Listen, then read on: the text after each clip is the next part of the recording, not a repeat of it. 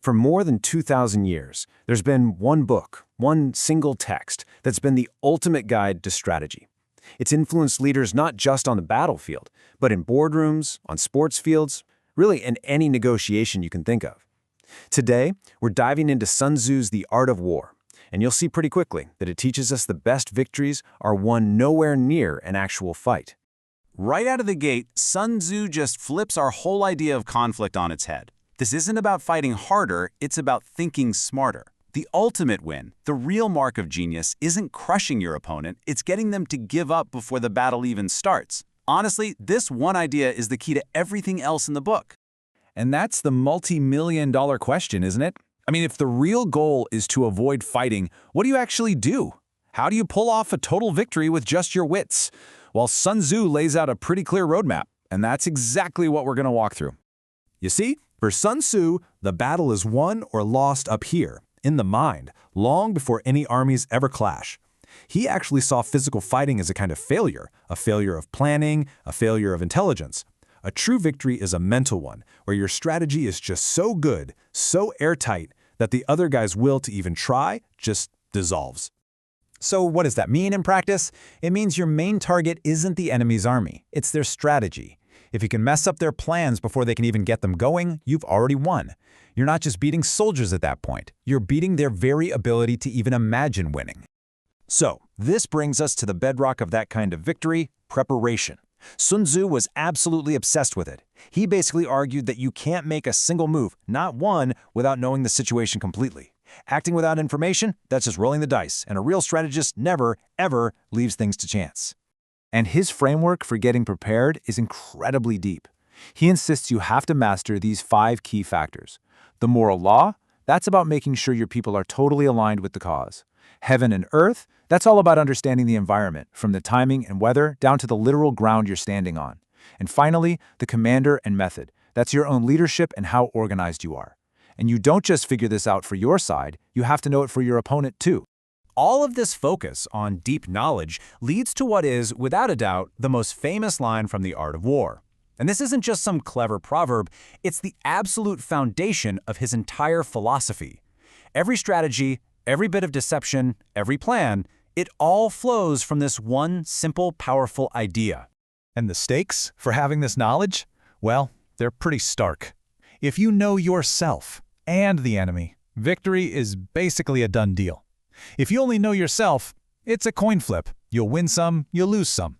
But if you know neither, Sun Tzu is blunt. You are guaranteed to lose. Every single time. Information isn't just a nice to have, it's everything. Okay, so you've done your homework. You have the knowledge. Now what do you do with it? Sun Tzu's answer is simple and, let's be honest, pretty ruthless. Deception. If your strategy is built on perfect information, then your execution has to be built on feeding your opponent perfect misinformation. You use what you know to shape their reality. And this is where he lays out this series of brilliant paradoxes. This is the real core of his tactical advice. He says, when you are 100% capable of launching an attack, You have to project an image of complete and utter weakness. You lull them into a false sense of security.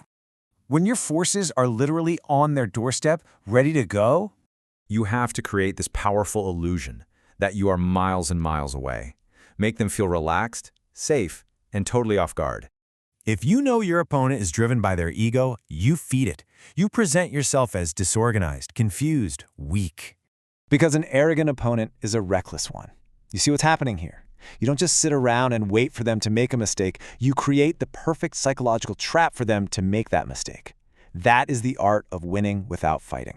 But here's the thing. All the knowledge in the world, all the clever tactics, they're completely useless without the right person in charge. Sun Tzu says the leader is the single most important piece of the puzzle, the bulwark that decides if everything stands strong or just crumbles. And he is crystal clear about the character flaws that will lead to disaster. Being reckless, that leads to destruction. Cowardice, you'll get captured. A hot temper, the enemy will provoke you on purpose.